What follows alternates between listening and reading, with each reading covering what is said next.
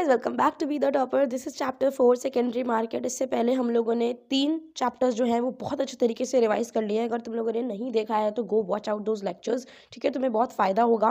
और अब हम शुरू करेंगे अपने चैप्टर 4 को। और चैप्टर 4 को शुरू करने से पहले मैं तुम्हें बताना चाहती हूँ वन स्टॉप सोल्यूशन के बारे में। ये बुकलेट मैंने सिर्फ तुम लोगों के लिए निकाली है, one stop solution. One stop solution मैंने जैसे इसका नाम रखा है ना, जब तुम लोग इसको पढ़ोगे तो तुम्हें पता चलेगा कि this is actually one stop solution. FMM class 10th के लिए मैंने पूरा बुकलेट बना दिया है जिसमें मैंने 170 प्लस क्वेश्चंस ऐड कर रखे हैं, ठीक है।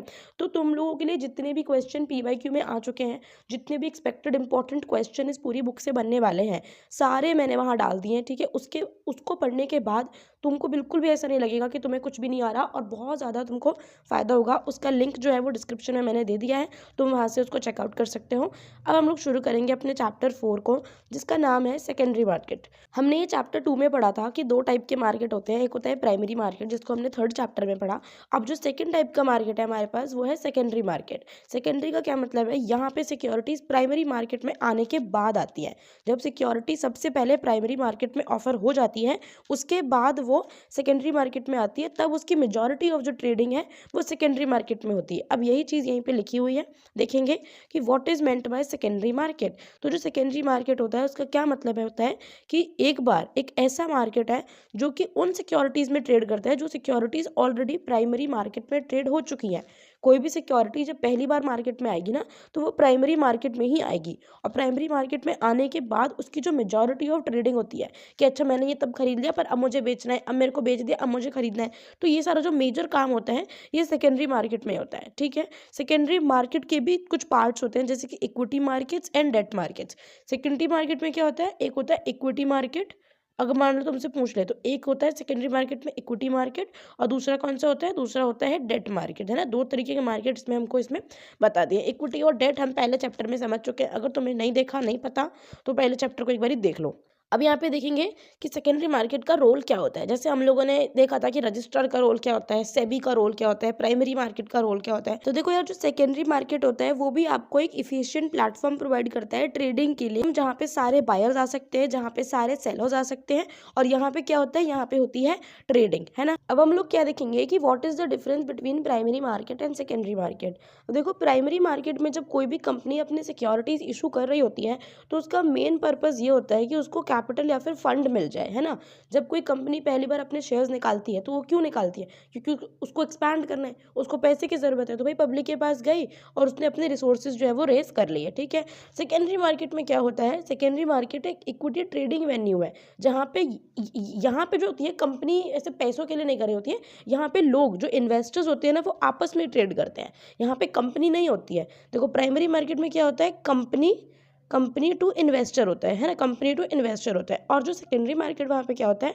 यहाँ पे जो होता है, यहाँ पे होता है सेलर टू बायर। सेलर भी एक इन्वेस्टर है, he is not an owner, not a promoter. ये कोई भी नहीं है, ये कोई नॉर्मल सेलर है और ये कोई नॉर्मल बायर है, जो कि कंपनी से इनका कोई ऐसा लेना देना नहीं है, बस इनके पास कंपनी के शेयर है। सिक्योरिटी मार्केट ऑक्शन या डीलर मार्केट हो सकता है, जहाँ पे हम लोग ऑक्शन करते हैं, जैसे बताते हैं कि अच्छा इतने में लेना है, इतने में लेना है, बिड्स जो होती हैं। अब यहाँ पे देखो एक चीज़ लिखी हुई है कि जो स्टॉक एक्सचेंज होता है वो ऑक्शन मार्केट का पार्ट होता है। मतलब स्टॉक एक्सचेंज में ऑक्शन होता है, बट जो ओवर द काउंटर है ये डीलर मार्केट का पार्ट है। अब हम आएंगे what is the role of stock exchange. हम लोग इतनी देर से रोल पढ़ रहे हैं, पहले रजिस्ट्रार का पढ़ा, फिर सेबी, अब हमने सेकेंडरी मार्केट प्राइमरी मार्केट का पढ़ लिया। अब हम देखेंगे कि अच्छा स्टॉक एक्सचेंज भी क्यों ही है, ऐसा क्या ही कर रहा है स्टॉक एक्सचेंज। यहाँ पे जो स्टॉक एक्सचेंज की बात करिए, हमारे यहाँ पे 2 इंपॉर्टेंट जो हमारे स्टॉक एक्सचेंज है वो कौन से हैं? वो है एनएससी और बीएससी। इसका फुल फॉर्म तुमको पता होना चाहिए, ये मैंने फर्स्ट वीडियो में भी बोला था, ठीक है। अब ये क्या कर रहे होते हैं? ये रेगुलेटरी अथॉरिटी के अंडर, रेगुलेटरी अथॉरिटी हमारी कौन है? सेबी है।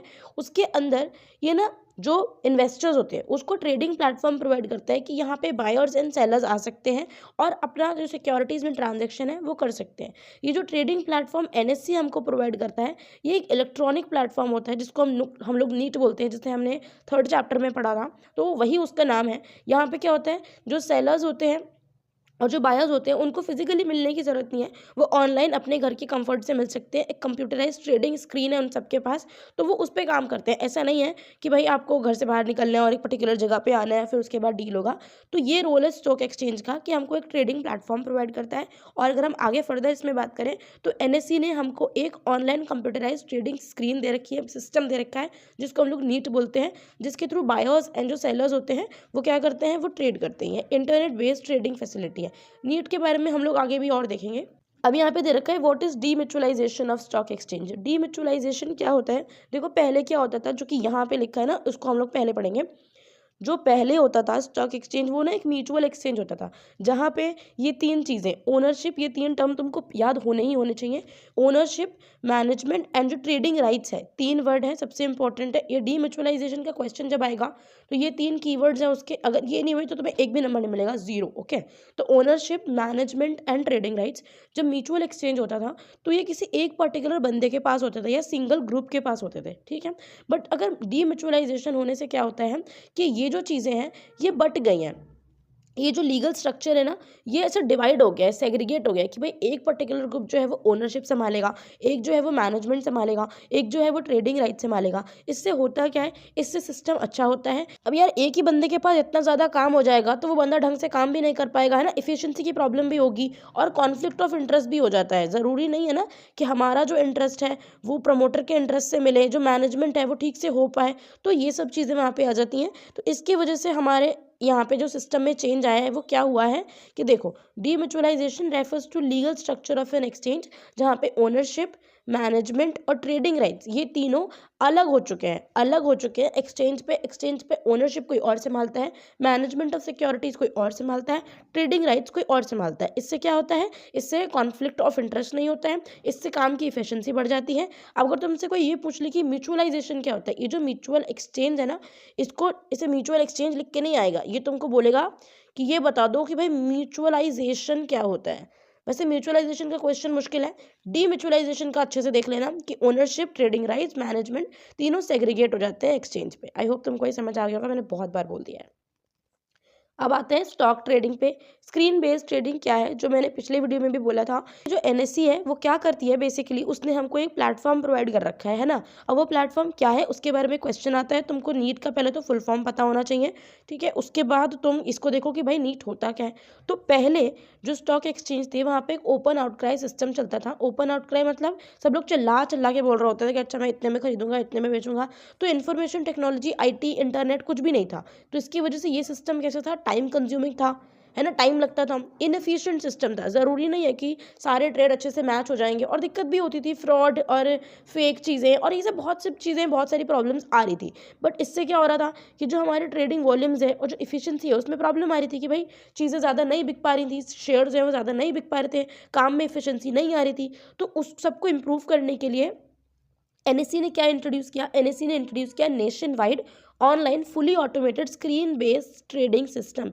ये जो लाइन है ना, nation wide online fully automated screen based trading system, if you can please wrote this, ठीक है, इसे रट्टा मार लो, बिल्कुल ऐसे का ऐसे। अगर तुमने लिख दिया ना तुम्हारे मज़े आ जाएंगे, और उसके बाद तुम आगे जो भी लिखोगे ना उससे ज़्यादा फर्क नहीं पड़ता। बस ये लाइन अच्छे से याद कर लो कि एनएससी ने एक नेशन वाइड मतलब अक्रॉस द नेशन, कंट्री में कोई भी कहीं बैठा है इससे कोई फर्क नहीं पड़ता, ऑनलाइन इंटरनेट पे चल रहा है, फुली ऑटोमेटेड स्क्रीन पे। मतलब ऐसा नहीं होगा, मतलब लोगों को सिर्फ अपने बिड्स डालने हैं, ऐसा नहीं है कि वो सिस्टम बना रहे हैं या कहीं उठ के आ रहे हैं, कुछ नहीं, आपको ऑनलाइन करना है। वो ऑनलाइन अपने आप ही मैच होता जाएगा, आपके शेयर आपके अकाउंट में, आपके डीमैट अकाउंट में आ जाएंगे। आपको कुछ नहीं करना, बस आपको पैसा देना है और अपना जो नंबर है, क्वांटिटी है, ये सब डालना है, ठीक है। और ये स्क्रीन बेस्ड ट्रेडिंग सिस्टम है। उसके बाद ये क्या कह रहा है, एक सिस्टम तो प्रोवाइड कर दिया उसने जहाँ पे जो बायर है, जो मेंबर है, वो अपनी क्वांटिटीज़ डाल सकते हैं अपने कंप्यूटर में कि भाई उसको इतनी क्वांटिटीज़ खरीदनी है, इतने प्राइस पे खरीदनी है। और जैसे ही उसने डाला होगा, मान लो उसने कहा कि मुझे 100 सिक्योरिटीज़ चाहिए 20 रुपये के प्राइस पे, ठीक है, तो जैसे ही शेयर का प्राइस 20 रुपये आएगा और 100 सिक्योरिटीज़ किसी ने बेची होंगी, तो क्या होगा, जो सिस्टम है वो ऑटोमेटिकली हमारा जो ट्रेड है वो उसको फिक्स कर देगा और हमारा ट्रेड जो है वो वहाँ पर मैच हो जाएगा और हमारे अकाउंट में से क्या सिक्योरिटीज आ जाएंगी। कि यहाँ पे नीट क्या है, अब इसको काफी बार पढ़ चुके हैं, नीट का फुल फॉर्म देख लो, यहाँ पे नीट का यहाँ पे थोड़ा स्पेसिफिक्स दे रखा है।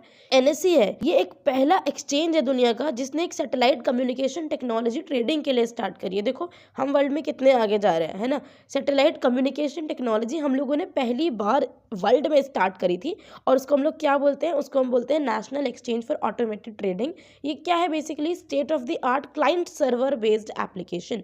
क्लाइंट के लिए एक सर्वर बेस्ड एप्लीकेशन है जहाँ पे बहुत सारे सर्वर्स होते हैं, and at the server and all trading information. अब जितने भी सर्वर एंड होता है ना, वहाँ पे सारी ट्रेडिंग इन्फॉर्मेशन सेव होती रहती है। जब आप वहाँ पे डालोगे कि मुझे इतनी क्वांटिटी इतने प्राइस पे चाहिए, तो वो सर्वर जो है वो आपकी गिवन इन्फॉर्मेशन को सेव कर लेता है, और जैसे ही कोई आपका मैच वाला एक और सेलर आता है, वैसे ही आपका जो ट्रेड है वो मैच हो जाता है। और इसका अप टाइम रिकॉर्ड कितना है, 99.7% इसका रिकॉर्ड है कि इसने जो ट्रेड है आराम से मैच करा दिए हैं। आप ये समझ लो कि 1 सेकंड से भी कम में ये जो नीट सिस्टम है, ये इन्वेस्टर को रिस्पॉन्ड करता है। जो भी उसने डाला है उसके अकाउंट में आ गया, सेलर्स है ना, सेलर्स ने जो बेचा वो एकदम ट्रेड इतना जल्दी मैच हो जाता है, जो कि पहले ये पॉसिबल नहीं था। अभी पूछ रहे हैं कि how to place orders with the broker. अब ये हमने फर्स्ट सेकंड थर्ड चैप्टर में पढ़ा था कि हमको एक इंटरमीडियरी या फिर एक ब्रोकर के थ्रू जाना चाहिए, तो हम कैसे एक ब्रोकर के थ्रू ऑर्डर करते हैं।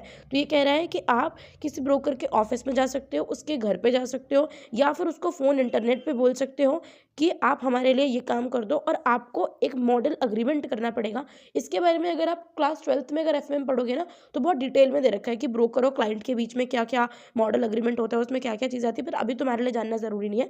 अब यहाँ पे देखो नेक्स्ट क्या आ रहा है, यहाँ पे कह रहा है कि कोई भी इन्वेस्टर जो है वो एक्सेस कैसे कर पाता है इसको, इंटरनेट बेस्ड जो ट्रेडिंग फैसिलिटी है जो नीट सिस्टम में लाया है, इसको एक्सेस कैसे कर पाता है। तो यहाँ पे कह रहा है कि यहाँ पे बहुत सारे ब्रोकर्स है एनएससी के। जैसे ही एनएससी किसी ब्रोकर को रजिस्टर करता है ना, ये ऑथराइज करता है, तो उसके पास ये राइट्स आ जाते हैं कि भाई वो कोई भी जो ट्रेडिंग फैसिलिटी है, जो ट्रेडिंग मेंबर जब वो बन जाता है तो वो कर सकता है। तो अगर आपको करना है तो आप क्या करो, आप इन्वेस्टर, आप देखो आप जो ब्रोकर है उसके पास जाओ, ब्रोकर आपकी हेल्प कर देगा, और जो इन्वेस्टर है need to get in touch with an NSC broker providing this service to avail of internet based facility। अब यहाँ पे आएंगे what is a contract note. ये बहुत अच्छा क्वेश्चन है और तुमसे पेपर में पूछा जा सकता है। तो कॉन्ट्रैक्ट नोट क्या होता है, confirmation of trades done on a particular day behalf of client by a trading member. एक ट्रेडिंग मेंबर एक दिन में अपने क्लाइंट के बिहाफ पे कितने ट्रेड करता है, इसका कंफर्मेशन उसको अपने क्लाइंट को देना पड़ता है कि देखो आज मैंने तुम्हारे बिहाफ पे 100 शेयर खरीदे, 20 रुपये पे खरीदे, ये इस कंपनी के खरीदे, ठीक है, कब खरीदे टाइम बताएगा। जो ब्रोकर होता है ना, वो क्लाइंट के बिहाफ पे डील कर रहा होता है, और वो क्लाइंट को बताता है कि देखो मैंने आज ये परचेज सेल किया है, इस कंपनी का किया है, कोई भी अगर ये सब चीज़ें हैं तो वो उसको बतानी पड़ती है। अब हम लोग ये भी देखेंगे, आगे हम देखेंगे कि कॉन्ट्रैक्ट नोट में क्या क्या चीज़ें आनी चाहिए। पहले तुम इसको देख लो कि ये क्या होता है, एक लीगली इन्फोर्सेबल रिलेशनशिप बनाता है किसी भी क्लाइंट और ट्रेडिंग मेंबर के बीच में।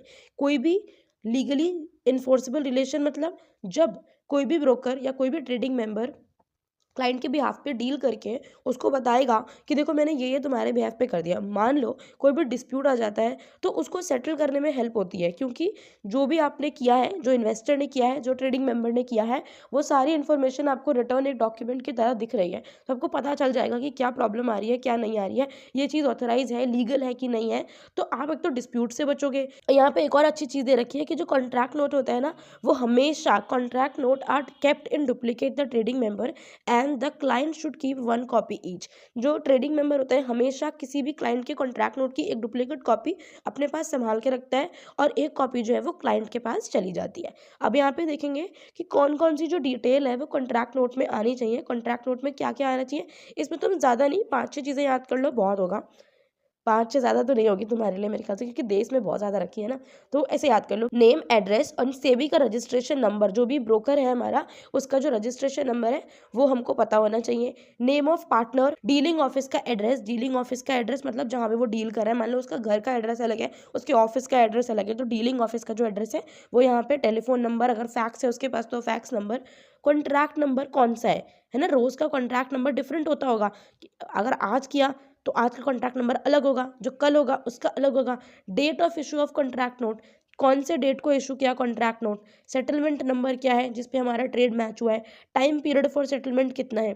कॉन्स्टिट्यूट नंबर, यानी जैसे क्लाइंट का भी तो नंबर होता है ना, ऑर्डर नंबर, ऑर्डर टाइम कितना है, trade number and trade time कितना है। एक यहाँ पे सबसे इंपॉर्टेंट, इसे मत भूलना, इसे बल्कि याद रखो तो तुमको बहुत आसानी होगी कि ब्रोकरेज क्या है ना। इसको तुम कहीं भी डाल सकते हो, ब्रोकरेज 2.5% से ज़्यादा नहीं होना चाहिए, इसका एक लिमिट होता है। तो ब्रोकरेज डाल देना कि भाई ये सारी चीज़ें हमको कॉन्ट्रैक्ट नोट में दिखनी ही दिखनी चाहिए। अब यहाँ पे वही दे रखा है कि जो मैक्सिमम ब्रोकरेज होती है, जो ब्रोकर अपने क्लाइंट से चार्ज कर सकता है, that can not be more than 2.5% of the value mentioned in the respective purchase. इस नंबर को याद करना, can not be more than, less than 2.5% हो सकता है, 2.5% या less than 2.5%, not more than 2.5%।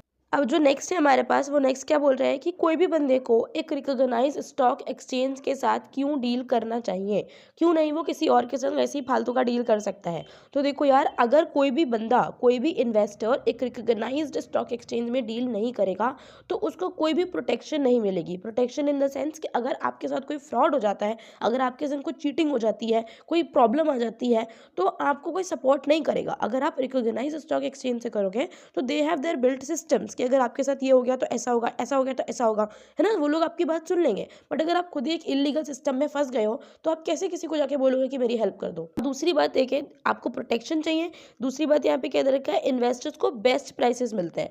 Best prices, जितने भी अच्छे प्राइसेस आपको मिल सकते हैं वो सब स्टॉक मार्केट में आपको, स्टॉक एक्सचेंज में आपको मिलते हैं। Lack of any counter party risk. Counter party क्या होता है, जैसे अगर मैं बायर हूँ तो मेरे लिए काउंटर पार्टी कौन हो गया, मेरे लिए जो काउंटर पार्टी है वो सेलर हो गया, है ना। और अगर मैं सेलर हूँ तो मेरे लिए काउंटर पार्टी हो गया बायर। अब काउंटर पार्टी रिस्क क्या होता है, मान लो बायर क्या होता है, बायर जो खरीद रहा है, अब उसने उसको फंड्स दे दिए पर जो सेलर है वो अपनी सिक्योरिटीज नहीं दे रहा, है ना। अब वो सिक्योरिटीज, मान लो उसके पास सिक्योरिटीज थी ही नहीं, उसने फ्रॉड कर दिया, तो ऐसा कैसे होगा। और अगर जो सेलर है उसने अपनी सिक्योरिटीज तो दे दी पर बायर उसको पैसे नहीं दे रहा, तो ये होते हैं काउंटर पार्टी रिस्क। तो अगर आपको इससे बचना है तो आपको एक रिकॉग्नाइज्ड स्टॉक एक्सचेंज में करना चाहिए, क्योंकि ये जो काउंटर पार्टी रिस्क होते हैं ये क्लियरिंग कॉर्पोरेशन अच्छे से संभाल लेता है।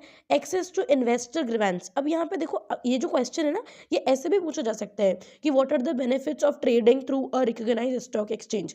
तो आपको क्या बता देना है कि भाई आपको एक्सेस टू इन्वेस्टर ग्रीवांस मिल जाएगा, काउंटर पार्टी रिस्क खत्म हो जाएगा, आपको बेस्ट प्राइसेस मिल जाएंगे, protection up to prescribe limit, मतलब आपको एक इन्वेस्टर प्रोटेक्शन फंड से एक लिमिट होती है कि अच्छा आपके संग इतना अगर हो गया फ्रॉड, तो या फिर आपके संग इतने पैसे की प्रॉब्लम आ गई, अगर किसी ने आपके संग चीटिंग वगैरह कर दी तो इतना पैसा आपको स्टॉक एक्सचेंज वापस कर सकती है। अब वो कितना पैसा है उसको हम बाद में पढ़ेंगे, अगर तुमको अभी पता है तो मुझे कमेंट में बताओ, मैं नहीं बता रही, ठीक है। अब आ जाते हैं, कैसे पता चलता है कि ब्रोकर है या सब ब्रोकर जो है रजिस्टर्ड है ना। अब तुमने बोल दिया कि दीदी आप बहुत देर से बोल रहे हो कि आप देख लेना कि ब्रोकर रजिस्टर्ड होना चाहिए। अब यार वो हमें थोड़ी बताएगा कि हम रजिस्टर्ड है, क्या पता वो हम झूठ बोल दें। बट जब वो हमको अपना रजिस्ट्रेशन सर्टिफिकेट दिखाएगा, जब वो हमको अपना नंबर बताएगा ना, रजिस्ट्रेशन नंबर, तब हम ये पता कर लेंगे कि अच्छा भाई ये कौन सा बंदा है, इसने ये रजिस्टर है या नहीं है, ये ब्रोकर रजिस्टर्ड है कि नहीं है, ये सब ब्रोकर रजिस्टर्ड है कि नहीं है। तो देखो, अगर किसी ब्रोकर में देखेंगे तो अगर कोई भी ब्रोकर जो होता है वो रजिस्टर्ड होता है तो उसका जो रजिस्ट्रेशन नंबर है वो INB से शुरू होता है, INB से शुरू होता है। और जो सब ब्रोकर है उसका नंबर किससे शुरू होता है, वो INS से शुरू होता है, INS से शुरू होता है। अब आएंगे कौन से ऐसे प्रिकॉशंस हैं जो कि स्टॉक मार्केट में बंदे को पैसे इन्वेस्ट करने से पहले अपने दिमाग में रखने चाहिए। तो देखो यार, सबसे पहला मैनी टाइम्स रिपीटेड पॉइंट कि आपको ये नोटिस करना है कि आपका जो स्टॉक ब्रोकर है वो सेबी के साथ रजिस्टर्ड होना चाहिए। आपको इंश्योर करना है कि आपके सारे कॉन्ट्रैक्ट नोट, जितने भी दिन आपकी डीलिंग हो रही है, वो सारे कॉन्ट्रैक्ट नोट्स आपका जो स्टॉक ब्रोकर है वो आपको दे। और आपको ये पता होना चाहिए कि देखो, जितनी भी इन्वेस्टमेंट होती है ना वो सब रिस्क कैरी करती है। अगर कोई आपसे कह रहा है कि यहाँ पे 100% का रिटर्न मिलेगा, no risk, 0 risk and 100% return, तो आप समझ जाओ कि ये फेक है। Okay, do not be misled by market rumours. Market में कोई रूमर चल रहा है या किसी ने बोल दिया कि भाई अडानी का जी होने वाला है, अंबानी का जी होने वाला है, तो इन सब के रूमर्स में मत आओ। क्योंकि स्टॉक मार्केट में अगर तुम इसमें डीप जाओगे ना तो तुम्हें पता चलेगा कि एक दिन कुछ और होता है और अगले दिन कुछ और होता है। तो समझ लो कि भाई अगर आप मार्केट रूमर के हिसाब से चल रहे हो, ट्रेड कर रहे हो, अपना पैसा लगा रहे हो, तो दिस इज़ वेरी बैड। आपको एक पूरी स्ट्रैटेजी होती है, एक साइंटिफिक तरीका होता है कि आपको किस में सारी चीज़ें नोटिस करनी है। अब ये जो रेशोज़ होते हैं ना, जो हम 10th चैप्टर में पढ़ेंगे, वो सारे रेशोज़ होते हैं, हमको ये डिसाइड करने में फैक्टर में डिसाइडिंग फैक्टर बन जाता है हमारे लिए कि किसी कंपनी में हमको इन्वेस्ट करना चाहिए या नहीं करना चाहिए। अब यहाँ पे एक एक और दे रखे हैं कि अगर आपका कोई फाइनेंशियल एडवाइजर या अगर आपका कोई ब्रोकर आपको किसी ऐसी कंपनी में इन्वेस्ट करने से बोलता है जो आपने कभी सुनी नहीं है, तो आप कॉशियस हो जाओ, पहले चेक कर लो कि अच्छा कोई, अब ऐसा भी नहीं है कि अगर आपने कोई कंपनी सुनी नहीं है तो वो कंपनी है नहीं, है ना। तो अगर कोई कंपनी आपको बता रहा है, आपने नहीं सुनी, तो सबसे पहले आप उसको चेक करो, उसका पोर्टफोलियो, उसका प्रोस्पेक्टस देखो, उसकी चीज़ें देखो कि अच्छा वो करती क्या है, क्या कर रही है, कितना एक्सपैंड कर रही है, कितने उसके इन्वेस्टर है, कितना उसका इक्विटी कैपिटल। एक और चीज़ है कि be cautious about stocks which show a sudden spurt in price. अगर कोई भी स्टॉक्स होते हैं जिसमें सडन स्पर्ट आता है, एकदम से वो बहुत ज़्यादा ऊपर चला गया है, तो आप ये देख लो कि हो सकता है कि वो नीचे गिर जाए। तो ये मत सोचना कि अच्छा अचानक से नीचे इतना ज़्यादा ऊपर चला गया तो मैं सारे पैसे इसमें लगा दूँ, ऐसा नहीं होता। तो इन सब चीज़ों का ये 4-5 पॉइंट, 1 3 4 5 6 पॉइंट तुमको हो गए हैं, ठीक है। इसको ही तुमको और इलैबोरेट करना है, ज़रूरी नहीं है कि तुम सारा पढ़ो, सारा समझो। ये लास्ट टाइम रिविजन है, ये पूरा वीडियो, पूरा लेक्चर नहीं है, तो इसमें एक एक पॉइंट मैं तुम्हें नहीं बता रही हूँ और ज़्यादा तुम्हारे लिए इंपॉर्टेंट भी नहीं है। तुम बस 5-6 पॉइंट याद करो, उस पर थोड़ा सा और इलैबोरेट करो, हो गया तुम्हारा 5 नंबर का आंसर। अब यहाँ पे देख रहे हैं कि कौन से डूज होते हैं, कौन से डोंट्स होते हैं जो कि हमें इन्वेस्ट जब हम कर रहे हैं। ये तो अभी जो पहले बताए वो इन्वेस्ट करने से पहले थे। अब क्या है कि जब आप इन्वेस्ट, वाइल इन्वेस्टिंग, आपको कौन कौन सी चीज़ों को ध्यान में रखना है, क्या क्या करना है, क्या क्या नहीं करना। सबसे इंपॉर्टेंट चीज़ डूज हमारे क्या है कि जो हमारा इंटरमीडिएट है उसके पास एक वैलिड सेबी रजिस्ट्रेशन सर्टिफिकेट होना चाहिए। कितनी बार पढ़ लिया यार ये पॉइंट। अब देखो दूसरे नंबर पे क्या है कि आपको, आप किसी के साथ भी डील कर रहे हो, मे बी इट ब्रोकर या कोई सब ब्रोकर है, उसके साथ आप अपनी टर्म्स एंड कंडीशन को क्लियरली सेट आउट कर लो। उसके बाद तुम ये इंश्योर करो कि आपका जो नो योर क्लाइंट फॉर्म है, मतलब जो ब्रोकर के लिए होता है ना, ब्रोकर आपसे भरवाएगा, तो उसमें आप अपनी सारी इंपॉर्टेंट डिटेल्स आप अपनी दे दो। Ensure that you read carefully and understand the contents of risk disclosure document and then acknowledge it. अब जैसे कि हम लोग क्या करते हैं, किसी वेबसाइट पे अगर लॉग इन कर रहे हैं, उसने मुझसे पूछा कि क्या आप ये टर्म्स एंड कंडीशन मानते हो, हाँ मैंने अग्री अग्री अग्री करके सबमिट करके लॉग इन कर लिया, है ना। बट अगर जब हम ट्रेड कर रहे होते हैं, वैसे हमारे लिए डेटा का प्राइवेसी हमारे इंडिया में इतना कुछ इंपॉर्टेंट है नहीं, मतलब हम लोग मानते नहीं है, इंपॉर्टेंट तो है पर हम लोग उसको उतना कंसिडर नहीं करते। But when it comes to money and all of this, तो हम लोगों को समझ के रहना चाहिए, बल्कि रहते भी हैं, और जो नहीं रहते उनके साथ फ्रॉड का तुम्हें पता होगा कि क्या होता है।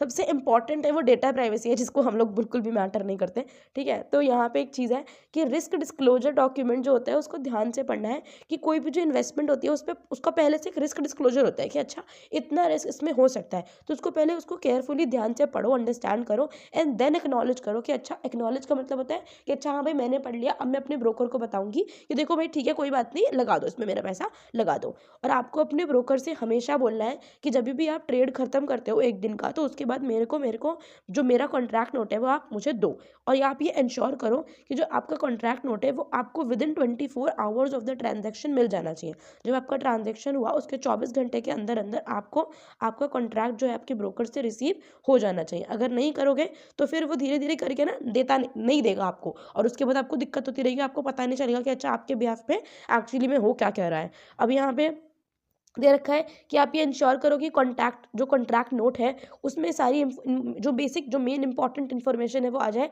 ब्रोकर का name, trade time, trade number, transaction price, brokerage, service tax and all of this. अब यहाँ पे हम डू नॉट्स पे आ जाते हैं। आप देखो ये क्या कह रहा है कि आपको ये इंश्योर करना है कि कहीं ऐसा ना हो कि आप अपने बिहाफ पे ट्रेड कर रहे हो पर आपने जो चेक इशू कर दिया वो अपने फैमिली मेंबर के नाम पे कर दिया। आपको कोई भी ब्लैंक डिलीवरी इंस्ट्रक्शन स्लिप को साइन नहीं करना है, क्योंकि आपको वैसे भी पता होगा कि किसी भी ना ब्लैंक पेपर पे वैसे भी साइन नहीं करने चाहिए। आजकल क्या क्या हो जाता है आपको नहीं पता चल सकता, और अगर आप ऐसा करते हो तो प्लीज़ ऐसा नहीं करें, ओके। अब यहाँ पे देखो कि no intermediary in the market can accept deposit assuring fix return.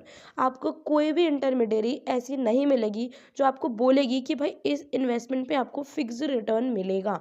Stock market में ऐसा नहीं होता है। अगर स्टॉक मार्केट में आपसे कोई कह रहा है कि आपको फिक्स रिटर्न मिलेगा ही मिलेगा, तो आप समझ जाओ कि पहला फ्रॉड तो आपके साथ यही हो रहा है कि आपको आपके साथ ऐसा हो गया। उसके बाद पोर्टफोलियो मैनेजमेंट जो सर्विसेज हैं वो आपको सिर्फ आपका इंटरमीडियरी दे सकता है जिसके पास सेबी का अप्रूवल है। ऐसा नहीं होता है कि कोई भी आपको पोर्टफोलियो मैनेजमेंट सर्विसेज दे रहा है मतलब आपके पोर्टफोलियो को manage. Hence do not party your funds to unauthorise person. यहाँ पे क्या कह रहा है कि आप ये देख लो कि आपका पोर्टफोलियो मैनेजमेंट सर्विसेज आपको कौन दे सकता है। कोई भी बंदा जो कि जिसने सेबी से इसका अप्रूवल लिया हुआ है कि अच्छा मैं ये काम कर सकता हूँ, तो इसके लिए आपको क्या बोल रहा है कि आपको किसी भी ऐसे बंदे को पैसे नहीं देने हैं जो कि अनऑथराइज्ड है। Delivery instruction slip is very valuable document, do not leave signed blank delivery instruction slip. यहाँ पे देखो ये अच्छे पॉइंट्स हैं। Don't accept unsigned duplicate contract note, या फिर मान लो जैसे आपको आपका जो ब्रोकर है वो आपको अनसाइंड डुप्लीकेट नोट दे रहा है तो उसको एक्सेप्ट मत करो। आप ये देखो, don't accept contract note sign by an unauthorise person. मान लो साइन तो हो रखे हैं पर मान लो किसी और ने कुछ फेक साइन कर दिए हैं तो उसको आप एक्सेप्ट मत करो। Don't delay payment delivery of securities to broker. अगर आपके पास कोई सिक्योरिटीज़ है, अगर आपको कोई सिक्योरिटीज़ लेनी है तो उसका जो पेमेंट है, जो सिक्योरिटीज़ है ना, वो डिले मत करो, क्योंकि अगर आप डिले करोगे तो आगे वो सिस्टम में डिले हो जाएगा और उसके बाद प्रॉब्लम ही प्रॉब्लम होती रहेगी। और अगर आपने नहीं किया ज़्यादा देर तक तो कोई ये भी समझ सकता है कि आपने क्या कर दिया, आपने फ्रॉड कर दिया है। उसके बाद यहाँ पे कह रहा है कि अगर आप मान लो आपके संग कुछ हो जाता है, कुछ प्रॉब्लम अगर आपके संग ट्रेड में आ जाती है, तो जब आप इन्वेस्टर ग्रीवांसेस सेल को, जब आप एनएससी के इन्वेस्टर ग्रीवांसेस सेल को बताओगे तो जितने भी रेलेवेंट डॉक्यूमेंट्स आपके पास है, जैसे कि कॉन्ट्रैक्ट नोट हो गया, proof of payment delivery of share हो गया, और जितने भी कंप्लेंट है आपको सब प्रॉपरली देनी है। अगर आप सफिशिएंट डॉक्यूमेंट नहीं दोगे तो आपकी कंप्लेंट का जो रेजोल्यूशन है, आपका प्रॉब्लम जो सॉल्व नहीं हो पाएगा, आपको दिक्कत होगी। तो ये सारे जो 5-6 पॉइंट्स हैं, देखो इसमें ना थोड़ा सा बहुत ही कंफ्यूजिंग है ये, तो 5-6 पॉइंट जो अच्छे अच्छे इजी से हैं उसको याद कर लो। ये सारे पॉइंट्स देख के ऐसा नहीं होगा कि तुमने इजी लिख दिया, डिफिकल्ट नहीं लिखा, ऐसा कुछ नहीं होगा। अब यहाँ पर आ रहे हैं products in the secondary market. अब कौन कौन से ऐसे प्रोडक्ट्स हैं, ये तुमसे पूछा जा सकता है। ये मैंने अपने ओएसएस में भी जोड़ा हुआ है कि कौन कौन से प्रोडक्ट जो होते हैं वो आपको सेकेंडरी मार्केट में डील आपसे आपको करने को मिलते हैं। तो देखो सबसे पहले तो होता है शेयर। शेयर क्या होता है सबको अभी तक पता चल चुका है, इतनी बार बता दिया शेयर। यहाँ पे इक्विटी शेयर के बारे में बता रखा है। बेसिकली ये एक ऑर्डिनरी शेयर होता है जिससे क्या होता है, किसी भी कंपनी की ओनरशिप मिल जाती है, वोटिंग राइट्स मिल जाते हैं, ये सब है। और कंपनी इसको क्यों इशू करती है, उसको अपने रिसोर्सेज रेज करने होते हैं इसलिए इशू करती है। राइट्स इशू क्या होता है, कोई भी एग्जिस्टिंग शेयर होल्डर को अगर कंपनी ऑफर ऑफ डॉक्यूमेंट के थ्रू अगर अपने शेयर्स ऑफर कर रही होती है तो हम उसे क्या बोलते हैं, उसे क्या बोलते हैं, राइट इशू बोलते हैं। अभी देखो मैंने यार तुम्हें 3rd चैप्टर में बहुत अच्छे से पढ़ा दिया है, तुम ये मत सोचना कि दीदी ने पढ़ाया नहीं, ठीक है। तो अगर तुमने ये वीडियो नहीं देखा है ना 3rd चैप्टर का, तो वहाँ पर जाकर देखो, मैंने इससे भी अच्छे तरीके से बता रखा है तुमको। बोनस शेयर क्या होता है, अब जैसे मान लो कि मैं तुम्हारी कंपनी की शेयर होल्डर हूँ, बट यहाँ पे क्या होता है कि तुम ना मेरे को डिविडेंड देने के बजाय क्या करते हो, मेरे को शेयर दे देते हो एक फ्री ऑफ कॉस्ट में, है ना। मैंने तुमको उसके पैसे नहीं दिए हैं पर तुम खुश हो गए, तुम बोनस दे रहे हो, तो तुमने क्या करा, मेरा नंबर ऑफ शेयर बढ़ा दिया। तो अगर मेरे पास पहले 100 शेयर थे तो तुमने मुझे 2 एक्स्ट्रा शेयर दे दिए, जिसके मैंने तुमको पैसे नहीं दिए, है ना। पैसे मैंने तुम्हें 100 शेयर के दिए पर तुमने मुझे कितने दे दिए शेयर, 102 शेयर दे दिए। और ये जो 2 शेयर है इसे हम क्या बोलेंगे, इसे हम बोलेंगे बोनस शेयर। इसको मैंने नहीं बताया था, ये वहाँ पे नहीं आया था, दैट्स वाई मैंने इतना समझा दिया। प्रेफरेंस शेयर, अब प्रेफरेंस शेयर की भी हम बात कर चुके हैं, जो कि एक सिलेक्टेड ग्रुप ऑफ लोगों को मिलते हैं, उसको प्रेफरेंशियल इशू बोलते हैं। शेयर के लिए थोड़ी सी और इन्फॉर्मेशन यहाँ पे देखनी पड़ेगी हमें, कि यहाँ पे एक चीज़ होती है, जो इक्विटी शेयर होते हैं ना, वहाँ पे कभी भी हमारा डिविडेंड जो है वो फिक्स नहीं होता, समझ रहे हो, वो फिक्स नहीं होता। बट ये जो प्रेफरेंशियल शेयर होते हैं ना, प्रेफरेंशियल प्राइवेट प्लेसमेंट भी बोलते हैं इसको, तो यहाँ पे जो हमारा रेट होता है ये फिक्स होता है। और इक्विटी शेयर होल्डर्स को पैसा मिलने से पहले, पैसा शेयर होल्डर्स जो प्रेफरेंस शेयर होल्डर्स हैं उनको मिलता है, इनको प्रायोरिटी मिलती है इक्विटी शेयर होल्डर्स पे। ये बात याद रखना, ये बात याद रखना कि जो प्रेफरेंस शेयर होता है वहाँ पे एक फिक्स्ड डिविडेंड होता है, इक्विटी शेयर में फिक्स्ड डिविडेंड नहीं होता है। और जो प्रेफरेंस शेयर्स होते हैं, प्रेफरेंस शेयर होल्डर्स होते हैं, उनको इक्विटी शेयर होल्डर्स के ऊपर प्रायोरिटी मिलती है। उनको पहले अगर डिविडेंड अगर डिवाइड हो रहा है, अगर बट रहा है, तो सबसे पहले प्रेफरेंस शेयर जिसके पास है उसको डिविडेंड मिलेगा, देन इक्विटी शेयर होल्डर्स को मिलेगा। Cumulative preference share, cumulative preference share क्या होता है कि अगर आपके पास कोई प्रेफरेंस शेयर है, ओके, और उस पर डिविडेंड जो है वो एक्यूमुलेट होता जा रहा है, होता जा रहा है, मतलब आपको डिविडेंड मिलना चाहिए पर कंपनी आपको नहीं दे रही है और अभी तक वो अनपेड है, तो एक टाइम बाद ऐसा होता है कि वो जो प्रेफरेंस शेयर्स है ना, ऑल एरियाज ऑफ प्रेफरेंस जितने भी बचे हैं डिविडेंड का, जितने भी आपको डिविडेंड मिलना चाहिए था, जितना आपको पेड होना चाहिए था, उतना अगर आपको नहीं मिला है हमारा, वो हमको इक्विटी शेयर होल्डर्स को पैसा मिलने से पहले जो डिविडेंड है वो प्रेफरेंस शेयर होल्डर्स को मिलेगा। यहाँ पे आते हैं cumulative convertible preference share. Cumulative convertible क्या होता है, यहाँ पे देखो, अगर कोई प्रेफरेंस शेयर को बहुत दिनों से डिविडेंड अनपेड है ना, एक्यूमुलेट होता जा रहा है, होता जा रहा है, होता जा रहा है, उसके बाद अगर पता है क्या होगा, आफ्टर ए स्पेसिफाइड डेट, एक पर्टिकुलर टाइम के बाद होगा कि ये जो शेयर्स हैं ये equity capital of the company में बदल जाएंगे। इसे तुम कैसे याद रखोगे, कन्वर्टेबल से याद रखना कि जो कन्वर्टेबल है वो क्या होता है, उसमें कन्वर्ट हो जाता है शेयर, हमारा प्रेफरेंस शेयर से equity capital of the company में शेयर हो जाता है।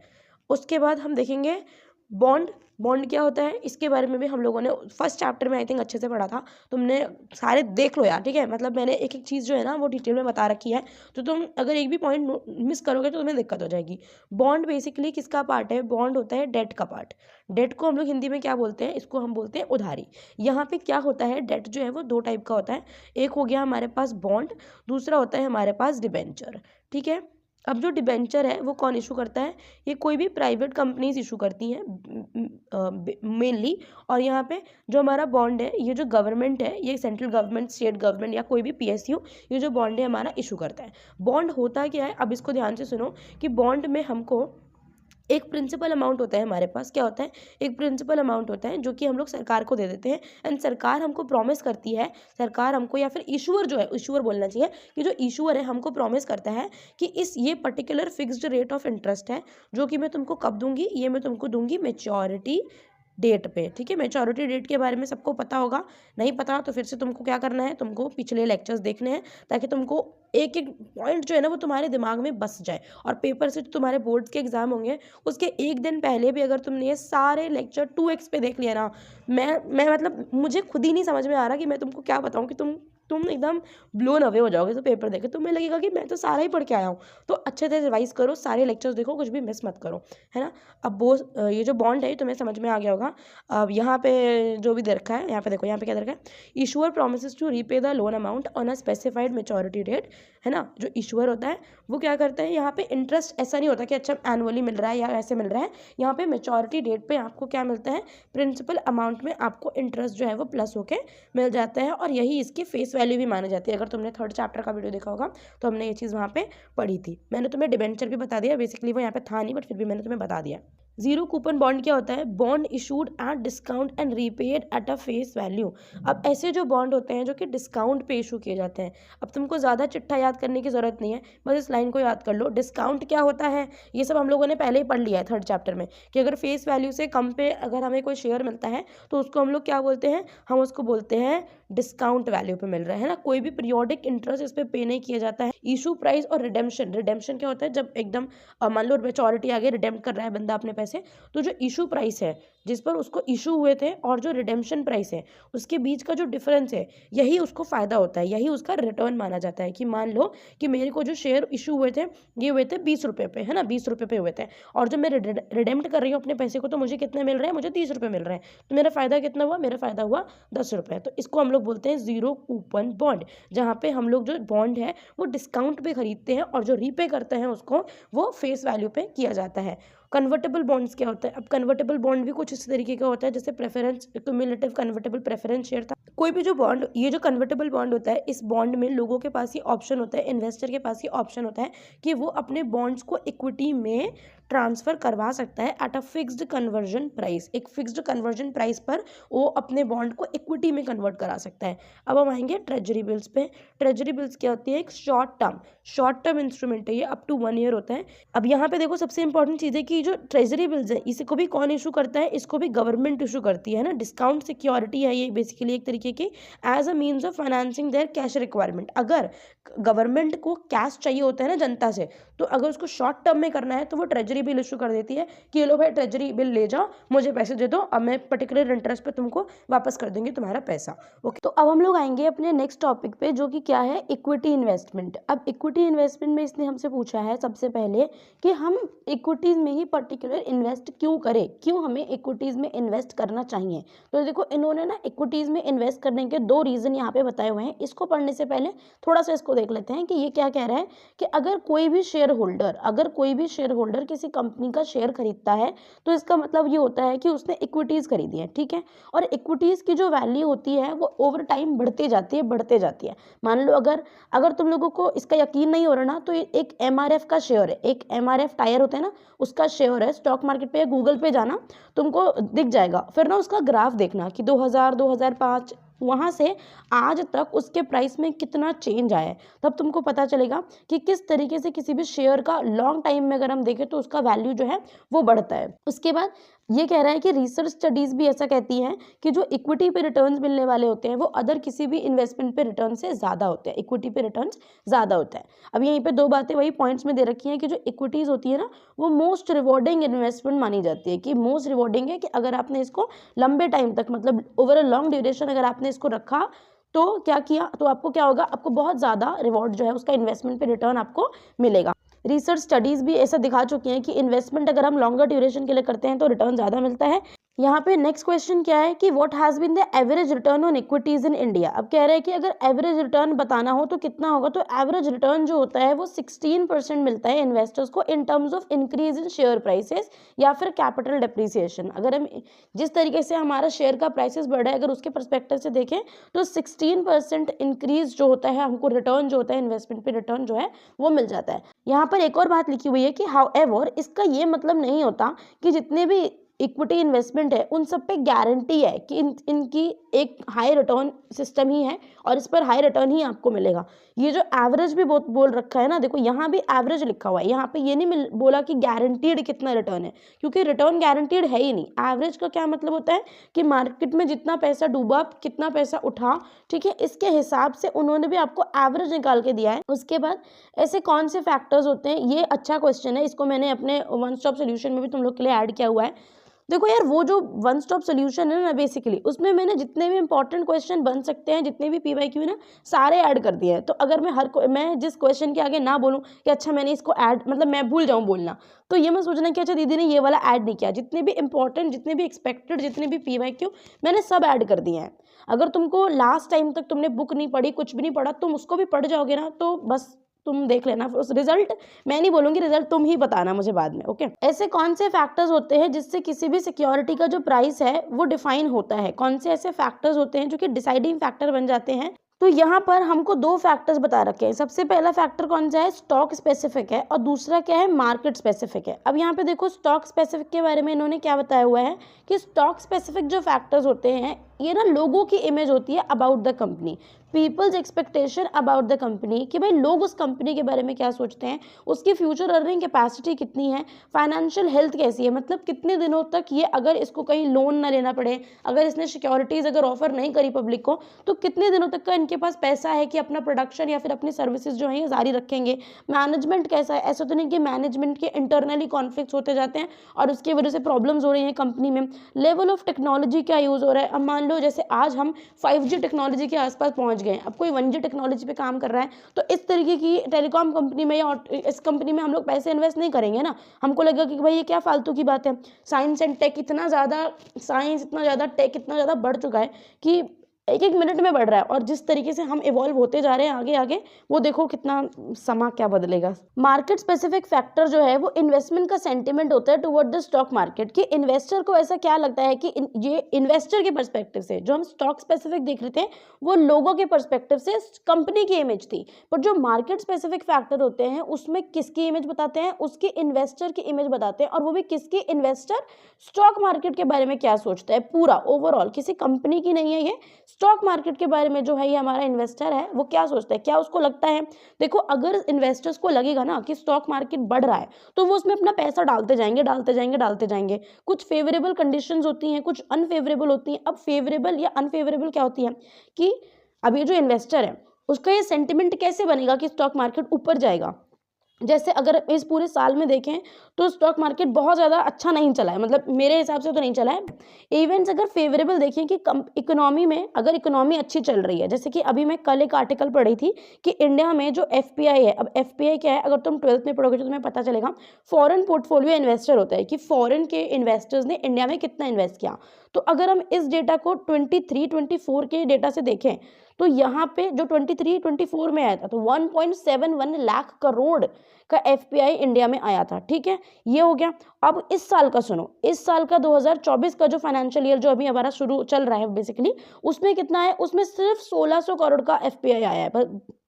तो इससे क्या पता चलता है कि लोगों ने, मतलब जो फॉरेन इन्वेस्टर्स थे, उन्होंने इंडिया से पैसा निकाल लिया। उनको ऐसा लगा कि इंडिया में चीज़ें सही नहीं चल पा रही हैं, है ना। पहले क्या हुआ, पहले इलेक्शन आ गए, उसकी वजह से फिर बहुत सारे स्टेट्स के पहले हमारे लोकसभा इलेक्शन चल रहे थे, फिर स्टेट्स के इलेक्शन आ गए, फिर चीज़ें होती चली गई, फिर मतलब प्रॉब्लम ही चली जा रही है। फिर ट्रम्प के इलेक्शन आ गए, तो उसकी वजह से फिर यूएस रिजर्व बैंक ने रेट्स कम कर दिए। बहुत सारी चीज़ें हैं, हो सकता है तुम्हें समझ ना आ रही हो मेरी बात, पर ये सारी ना कंडीशंस होती हैं। इन सब कंडीशंस को देख कर ही एक इन्वेस्टर एक सेंटिमेंट बनाता है कि स्टॉक मार्केट ऊपर जाएगा या नीचे जाएगा। पॉलिटिकल या रेगुलेटरी एनवायरनमेंट कैसा चल रहा है, कहीं ऐसा तो नहीं कि जो स्टेबल गवर्नमेंट नहीं है। अगर अगर इकोनॉमिक ग्रोथ हो रही है, फ्रेंडली बजट बन रहा है। इस बार का जो बजट आया था उसमें कैपिटल गेन्स और लॉन्ग टर्म जो एसेट्स थी उस पर बढ़ा दिया था, तो लोगों को बहुत दिक्कत हुई थी इससे। तो ये फ्रेंडली बजट इन्वेस्टर्स के पर्सपेक्टिव से नहीं माना गया ये वाले पोर्शन को। स्टेबल गवर्नमेंट है कि नहीं, जो कि इंडिया में अभी तो है ही स्टेबल गवर्नमेंट। तो इस सब से क्या होता है कि इन्वेस्टर को ऐसा लगता है कि भाई मार्केट ठीक चल रहा है और मार्केट में बूम आएगा, अब मैं यहाँ पे अपना पैसा जो है वो इन्वेस्ट कर सकता हूँ। बट कुछ कंडीशंस होती हैं, अनफेवरेबल कंडीशंस होती हैं, जैसे कि कंट्री में रायट्स हो रहे हैं, माइनॉरिटी गवर्नमेंट है, पता नहीं कि कब ये गवर्नमेंट का कोएलिशन हट जाए और गवर्नमेंट ये जो शासन चल रहा है वो चल ही ना पाए, है ना, फिर दोबारा इलेक्शन कराने पड़े, वॉर हो जाए, इकोनॉमिक क्राइसिस आ जाए, फाइनेंस नहीं है बिल्कुल भी, देश कैसे चलेगा। तो अगर ये सारी सिचुएशन आ जाती है ना, तो इन्वेस्टर भी पैसा निकाल के अपने पास रख लेता है, क्योंकि उसको पता होता है कि अब यार देखो मैंने जितना पैसा लगाया वो सब तो डूब जाएगा, तो मैं क्यों ही पैसा लगाऊं। फेवरेबल इवेंट्स, अच्छे इवेंट्स और बुरे अनफेवरेबल इवेंट्स के हिसाब से ही जो इन्वेस्टर है अपना मार्केट के प्रति एक सेंटिमेंट बनाता है, उसको हम बोलते हैं मार्केट स्पेसिफिक फैक्टर, है ना। और जो हमारा दूसरा पहला था वो क्या था, स्टॉक स्पेसिफिक, जहाँ पे जो लोगों की एक्सपेक्टेशन के हिसाब से वो कंपनी कितनी कमाएगी, कितना उसका फाइनेंशियल हेल्थ है, कितना मैनेजमेंट है, लेवल ऑफ टेक्नोलॉजी। तो ये अच्छा क्वेश्चन है, इसको तुम अच्छे से पढ़ लेना। आई होप मैंने तुमको समझा दिया और तुमको समझ आ गया है। देखो यार, तुमको अगर नहीं समझ में आता तो तुम मुझे कमेंट में पूछ सकते हो, मैं तुम्हें पूरी कोशिश करूंगी कि मैं तुम्हारी हेल्प कर दूं। और अगर मैं तुम्हारे आंसर वहां पे नहीं दे रही तो मुझे मेल भी कर सकते हो। मतलब कई बार ऐसा होता है कि बहुत सारे कमेंट होते हैं तो मैं नहीं भी देख पाई तुम्हारा क्वेश्चन या कोई भी चीज, तो तुम मुझे मेल कर दिया करो, ठीक है। तो मैं मेल तो मैं देख ही लेती हूँ। ग्रोथ स्टॉक या वैल्यू स्टॉक, अब ग्रोथ स्टॉक या वैल्यू स्टॉक क्या होता है, अब इन दोनों टर्म से हमको क्या समझ में आ रहा है ये बता रहे हैं। तो ग्रोथ स्टॉक के बारे में देखो इन्होंने क्या बोला है कि ग्रोथ स्टॉक वो होते हैं, यहाँ पे देखो, companies whose potential for growth in sales and earnings are excellent and are growing faster than other companies in the market और other stock in the same industry. एक ही सेम इंडस्ट्री में अगर हम देखें, मान लो सेम इंडस्ट्री है कोई भी, ऑटोमोबाइल की देख लो, तो यहाँ पे ऑटोमोबाइल की दो कंपनीज हैं, बट एक कंपनी एक्स और वाई से, मान लो हम किसी कंपनी का नाम नहीं ले रहे, पता चले मैं छोटी सी यूट्यूबर, मेरे पर कोई केस कर दे नहीं। तो यहाँ पे एक्स और वाई दो कंपनीज मान लो। अब जैसे एक्स के, अब दोनों सेम इंडस्ट्री में है ना, ऑटोमोबाइल इंडस्ट्री में है, तो यहाँ पे क्या हो रहा है, एक्स के जो शेयर्स है वो बढ़ते जा रहे हैं, बट वाई उतने अच्छे से ग्रो नहीं कर पा रहा। तो एक्स के शेयर्स को, स्टॉक्स को हम लोग क्या बोलेंगे कि ग्रोथ स्टॉक हो रहा है ना, ये जो स्टॉक है ग्रोथ स्टॉक है, ये बढ़ रहा है, डे टू डे बढ़ रहा है। अच्छा, यहाँ पर एक चीज रह गई तुम्हें बतानी, यहाँ पे ये डिविडेंड को मैंने हाईलाइट भी करा था, मुझे लग ही रहा था छूट जाएगा। डिविडेंड, अगर तुमसे कोई पूछ ले कि डिविडेंड क्या होता है, अभी तक तुमने थर्ड चैप्टर में भी और इस चैप्टर में भी आगे सुना होगा डिविडेंड, डिविडेंड, डिविडेंड क्या होता है। अब देखो कि डिविडेंड एक्चुअली होता क्या है। तो dividend is a percentage of the face value of a share that a company returns to its shareholder from its annual profit. Basically ये इंटरेस्ट के जैसा ही होता है। जैसे बैंक में हम जाते हैं, हम अपना पैसा जमा कराते हैं, हमको क्या मिलता है, इंटरेस्ट मिलता है। बट अगर हम स्टॉक मार्केट में पैसा लगाते हैं और उस पर जब कंपनी अपने एनुअल प्रॉफिट्स पे जब अपने शेयर होल्डर्स को भी प्रॉफिट बांटती है, देती है जब उसको, तो उसको क्या बोलते हैं, डिविडेंड बोलते हैं। तो ये वाली जो लाइन है ना, इसी का ऐसे इसको याद कर लो। अब आ जाते हैं वैल्यू स्टॉक पे, है ना। अब यहाँ पे देखो सबसे इंपॉर्टेंट चीज, अभी मैं जो ऊपर लिखा है उसको भी बताऊंगी, पर यहाँ पे सबसे इंपॉर्टेंट क्या है, value investors look to buy stocks that are undervalued. अब यहाँ पे वैल्यू इन्वेस्टर्स क्या करते हैं कि ऐसे स्टॉक्स ढूंढते हैं जिसकी वैल्यू लोगों को अभी नहीं पता, बट कुछ टाइम के बाद पता चल जाएगी। जैसे कि अभी हमारे इंडिया में बहुत ज्यादा क्लाइमेट चेंज, इंडिया में क्या, through out the world, across world, ये जो है क्लाइमेट चेंज, ग्रीन टेक्नोलॉजी और ग्रीन कार्बन, ये सब चीजें चल रही है ना। तो अगर आज से 10-12 साल पहले किसी ने ऐसी टेक्नोलॉजीज पे जो कि एनवायरमेंट फ्रेंडली हो, इन सब पर अगर पैसा लगाया हुआ, तो आज उसको कितना बेनिफिट हो रहा है ये सिर्फ वही बंदा जानता है। मैं तो नहीं जानती क्योंकि मैंने नहीं लगाया, 10 साल पहले मैं बहुत छोटी थी, है ना। तो अब ये क्या है, उस समय की बात, ये वैल्यू इन्वेस्टर हो गया कि लोगों को आज इस चीज़ की वैल्यू समझ नहीं आ रही है, बट एक टाइम के बाद आएगी, है ना। जैसे कि जैसे कोविड के बाद क्या हुआ था कि ऑनलाइन एकदम बॉम्बार्डमेंट हो गई, online videos, online lectures, education, बहुत ज़्यादा एडटेक बढ़ गया। तो जो वैल्यू इन्वेस्टर्स होते हैं वो अंडर वैल्यूड शेयर उठा लेते हैं, जिसकी मार्केट को अभी वैल्यू नहीं पता, पर कुछ समय बाद उसकी वैल्यू जो है वो काफ़ी बढ़ जाएगी, जो कि इन्वेस्टर के के द्वारा अभी ओवरलुक हो रखा है ना, इग्नोर कर रखा है इन्वेस्टर ने। जब तक कंपनी जो बाकी लोग हैं उनको समझ नहीं आता कि भाई ये क्या चीज़ है, तो उसको तब तक रखेंगे, क्योंकि जब बहुत लोगों को पता चलने लगेगा उस चीज़ के बारे में, तो शेयर के प्राइसेस बढ़ने लगेंगे, तब हम उसको बेच देंगे। अब कह रहा है कि how can one acquire equity share.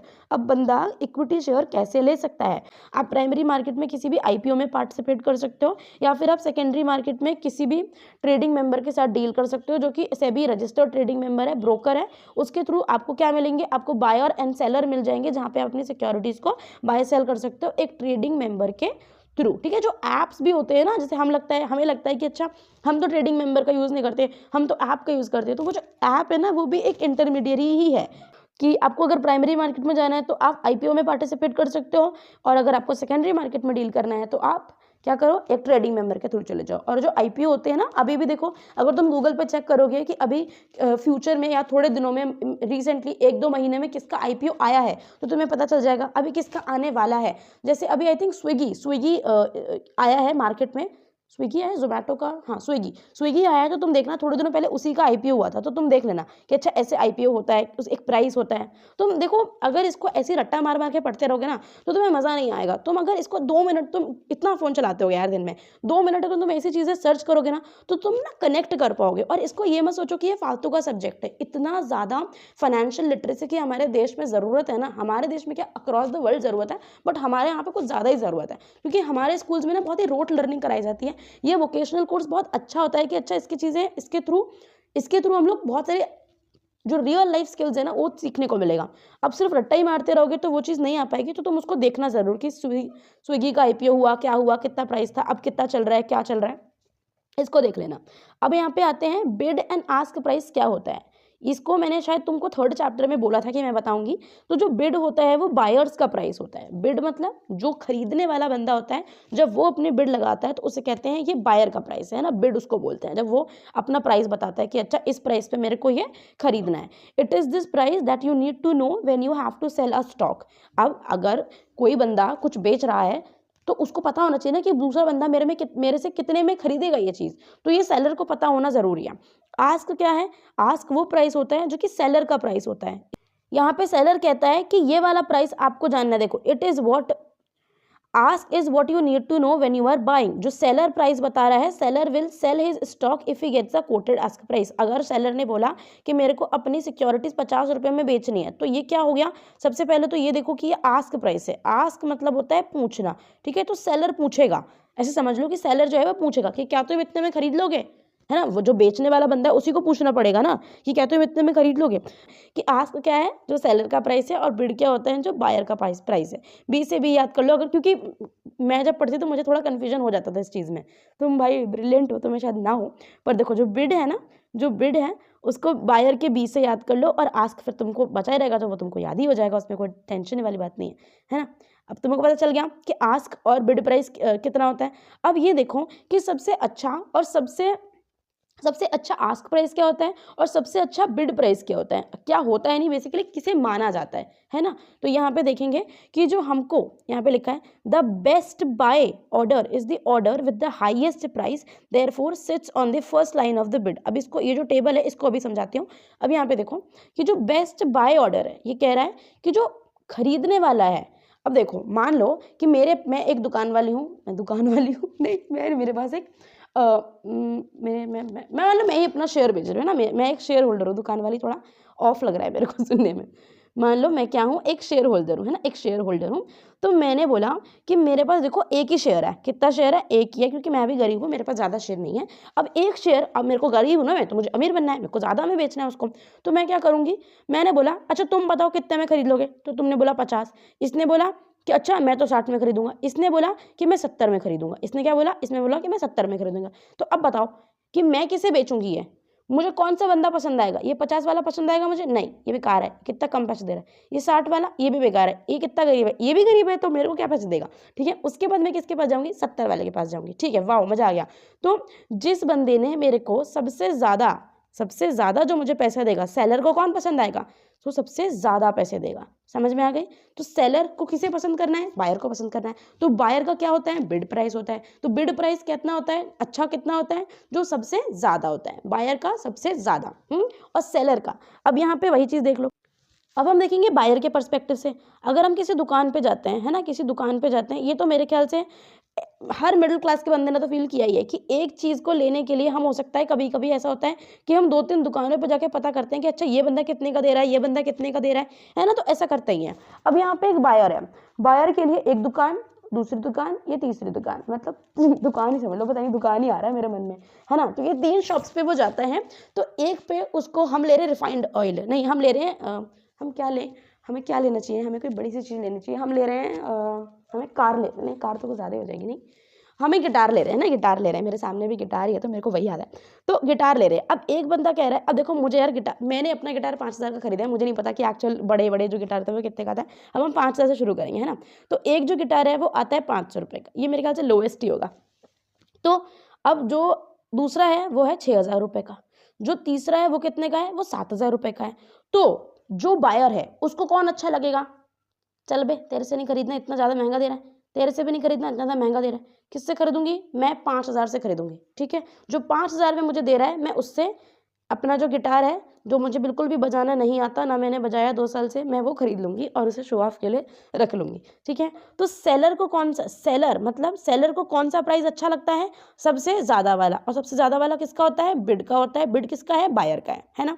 और अगर हम बायर के पर्सपेक्टिव से देखें तो आस्क प्राइस कौन सा सबसे अच्छा होता है, जो सबसे लोएस्ट हो, जो सबसे लोएस्ट हो, सबसे कम में जो बेचेगा वो मुझे अच्छा लगेगा। यहाँ पे देखो हाईलाइट कर देती है उसको, द बेस्ट सेल, अरे यार, the best sell order is the order with the lowest sell price. ठीक है, अब यहाँ पे हम देखेंगे, यहाँ पे इधर देखो, ये वाला है बाई साइड, ये वाला है सेल साइड।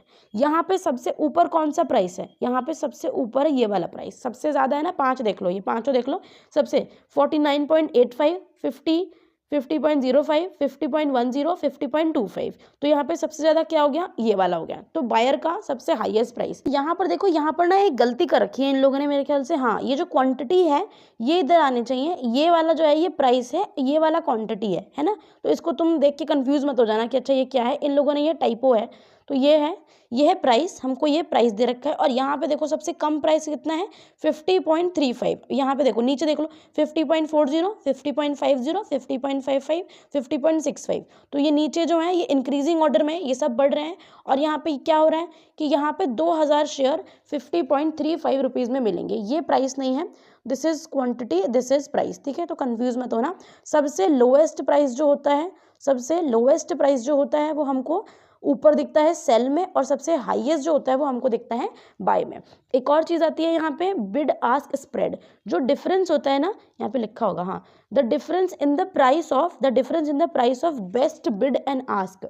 जो बेस्ट बिड है और बेस्ट आस्क है उसके बीच का डिफरेंस जो होता है, यहाँ पे कितना होगा, बेस्ट बिड कितना था 50.25, बेस्ट आस्क कितना है 50.35। तो इसमें कितना हो गया, 10 पैसे का डिफरेंस यहाँ पर आ गया। ठीक है, तो ये हो गया। अब तुमसे कोई पूछो तो बता देना यार, बिड आस्क स्प्रेड क्या होता है, the difference between best bid price and best ask price, उसको हम लोग कहते हैं bid ask spread. Okay, what is a portfolio. अब पोर्टफोलियो क्या होता है, एक combination of different investment asset mixed and match for the purpose of achieving an investor's goal. देखो यार, जो हमारा पोर्टफोलियो समझ लो, उसको एक बंडल समझ लो, जहाँ पे हमें मतलब एज एन इन्वेस्टर मुझे जितने भी शेयर चाहिए, मुझे क्या चाहिए, मुझे शेयर चाहिए, मुझे डिबेंचर चाहिए, मुझे बॉन्ड चाहिए, मुझे म्यूचुअल फंड यूनिट चाहिए, जैसे कि गोल्ड हो गया, आर्ट हो गया, मुझे ये रियल एस्टेट चाहिए, मुझे इस तरीके के जितने भी मेरे को एसेट में पैसा लगाना है, तो उसका जो कॉम्बिनेशन होता है उसको हम लोग क्या बोलते हैं, पोर्टफोलियो।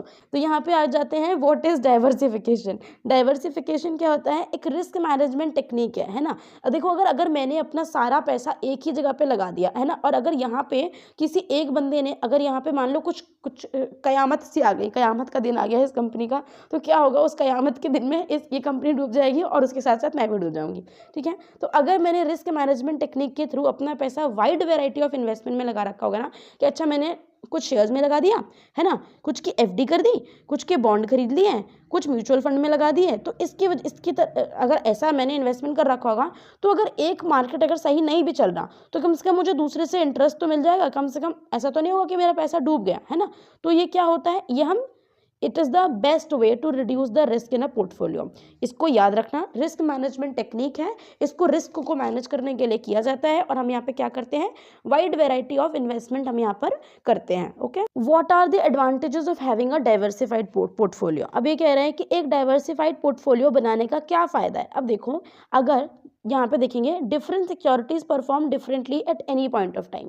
हर इंडस्ट्री एक टाइम पर अच्छी नहीं चल रही होती है। मान लो अभी ऑटोमोबाइल अच्छी चल रही है, फिर एजुकेशन अच्छा चल रहा है, फिर फार्मा अच्छा चल रहा है, फिर फाइनेंस अच्छा चल रहा है ना। तो ऐसे करके क्या होता है, अगर आपने अलग अलग wide variety, wide range of asset class है अगर आपके पास, इस टाइप का उस टाइप का, तो अगर एक सिक्योरिटी, एक स्टॉक अगर गो डाउन चला गया, नीचे चला गया, तो क्या होगा, आपके दूसरे पोर्टफोलियो में, आपका जो पोर्टफोलियो है उसमें दूसरी जो चीज़ है, दूसरा जो एसेट है आपका, जैसे बॉन्ड हो गया, म्यूचुअल फंड हो सकता है, तो ये सब सेफ रहेंगे, है ना। और आपको फायदा होगा, आपको नुकसान इतना ज्यादा नहीं होगा। If you spread your investment across various types of asset and markets, you will reduce the risk of your entire portfolio getting affected by the adverse return।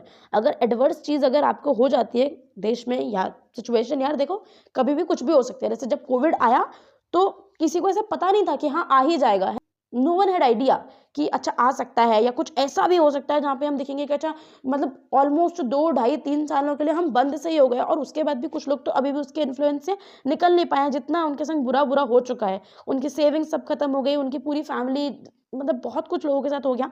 तो अगर इस तरीके की सिचुएशन का कुछ पता नहीं होता, तो ऐसे ही एडवर्स, अब जैसे अब ये तो चलो लाइफ का हो गया, बट अगर हम फाइनेंस के सेक्टर में देखें तो भी काफ़ी लॉस हुआ है। इवन इंडिया का फिस्कल डेफिसिट इतना ज़्यादा बढ़ गया था, इंडिया को कितना सारा लोन लेना पड़ा बाहर से, क्योंकि अंदर अपने यहाँ पे इंडस्ट्री चल नहीं पा रही थी, पैसा था नहीं हमारे पास, तो हम लोगों को उधारी लेनी पड़ी, और वो हम अभी तक चुका ही रहे हैं ऑफकोर्स। तो इस सब से बचने के लिए हम क्या करते हैं, एक डाइवर्सिफाइड पोर्टफोलियो बनाते हैं। तो ये तो हमारा हो गया एडवांटेज, ठीक है।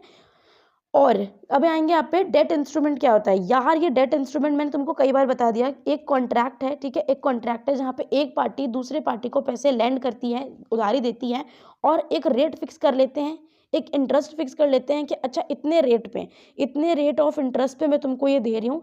एक मेचोरिटी डेट होती है कि अच्छा इतने मेचोरिटी डेट पे तुमको ये पैसे वापस करने हैं, और इतना मुझको इस पर जो हमारा फेस वैल्यू हो जाएगा वो principal amount plus interest rate बन के ये पैसा इतना ज़्यादा हो जाना चाहिए।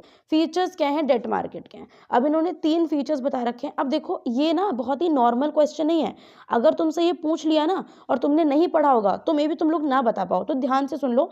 वैसे ये क्वेश्चन आई डोंट थिंक आएगा, क्योंकि it's a bit difficult, but नहीं आता, पर देखो अगर आ गया क्योंकि हमारी बुक में है तो हम छोड़ेंगे कुछ भी नहीं, हम छोड़ सकते ही नहीं है ना, हम रिस्क नहीं ले सकते उस चीज़ का। Each debt instrument has 3 features, 3 features होते हैं। एक उसकी मेच्योरिटी डेट होती है, एक उसका कूपन, जैसे इंटरेस्ट रेट होता है ना उसी को हम कूपन रेट बोलते हैं, प्रिंसिपल अमाउंट, ये 3 चीज़ें होती हैं। अब क्या हो गया, मेच्योरिटी क्या होती है, मेच्योरिटी उस डेट पे होती है जिस डेट पे हमारा बॉन्ड मेच्योर होता है। अब मेच्योर का क्या मतलब होता है, देखो मैंने बोला, मैं एक बंदे के पास गई, मैंने कहा तुम मुझे इतना प्रिंसिपल अमाउंट दो, मैं तुमको इतना इंटरेस्ट दूंगी। आज हमारे पास, आज जो है, आज ओ बेटे आज लास्ट दिन है, आज 2024 का लास्ट दिन है जब I am making this video. तो यार देखो तुम ये वीडियो कल ही देखोगे, तो happy new year to all of you. भगवान करे ये साल तुम्हारे लिए बहुत बहुत बहुत अच्छा रहे, तुम अच्छे अच्छे नंबर लाओ, तुम 11th में जो भी स्ट्रीम लेना चाहते हो तुम उसे ले पाओ, and wish you all the luck, all the love, all the blessings. Okay, and तुम भी वापस कर सकते हो, मतलब मुझे लिख सकते हो ऑफकोर्स, ताकि भगवान जी मेरे को भी थोड़ा सा आशीर्वाद दे दें, है ना। तो ये हो गया। और मैं बता के रही थी, अबे यार जो मैं बता रही थी वो तो भूल ही गई, कि जो 31 दिसंबर है ये मैंने 2024 का, मैंने उसको बोला कि मेरे को प्रिंसिपल अमाउंट इतना दे दो, मैं तुमको इतना इंटरेस्ट दूंगी।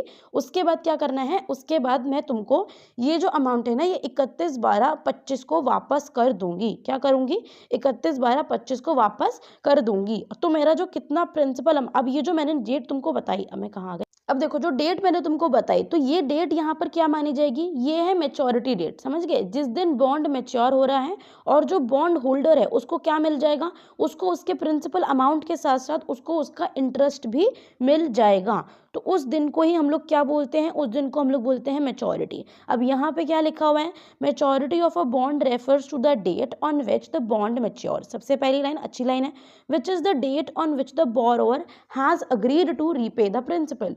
जिस दिन बोरोवर ने अग्री कर लिया है मेरे साथ, बॉन्ड होल्डर के साथ, कि भाई देखो मैं तुमसे 31/12/2024 को ले रही हूँ और मैं तुमको 31/12/2025 को वापस करूंगी। तो 31/12/2025 हमारे पास क्या है, that is the maturity date है। Okay, let's come to coupon. Coupon क्या होता है, कूपन मतलब periodic interest payment that are made by the borrower, है ना, टू द लेंडर। अब यहाँ पे अगर कोई जो बोरोवर है अगर उसको पीरियोडिकली इंटरेस्ट पेमेंट कर रहा है, जैसे मान लो 3 महीने में उसको इंटरेस्ट चुका रहा है, तो जो इंटरेस्ट है ना उसी को बॉन्ड, देखो ये इंटरेस्ट ही है जो हमको बैंक में अगर एफडी में या सेविंग अकाउंट में हमको क्या बोलते हैं, ये इंटरेस्ट मिल रहा है। बैंक में भी हमको 3 महीने पे ऐसे इंटरेस्ट मिलता रहता है। तो यहाँ पे जो बॉन्ड होल्डर को मिलता है उसको हम लोग क्या बोलते हैं, कूपन बोलते हैं। ये इंटरेस्ट रेट ही होता है जो कि पीरियोडिकली उसको मिल रहा है। दे कौन रहा है, जिसने लिया है, जो बोरोवर है वो किसको दे रहा है, वो लेंडर को। लेंडर कौन है, जिसने पैसे दिए हैं। Coupon rate is the rate at which the interest is paid and is usually represented as a percentage of the par value of a bond. अब ये कूपन रेट की बात कर रहा है, जैसे इंटरेस्ट रेट होता है that is the same coupon rate, है ना।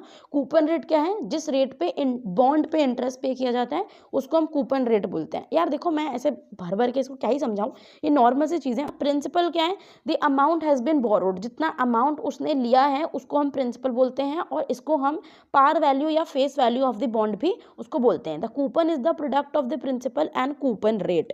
जो कूपन होता है, जो इंटरेस्ट होता है, वो किसका प्रोडक्ट है, जब हम प्रिंसिपल और कूपन रेट को प्लस करेंगे, मल्टीप्लाई करेंगे। प्रोडक्ट का मतलब होता है मल्टीप्लाई, तुमने 10th में काफी सीख लिया होगा basically.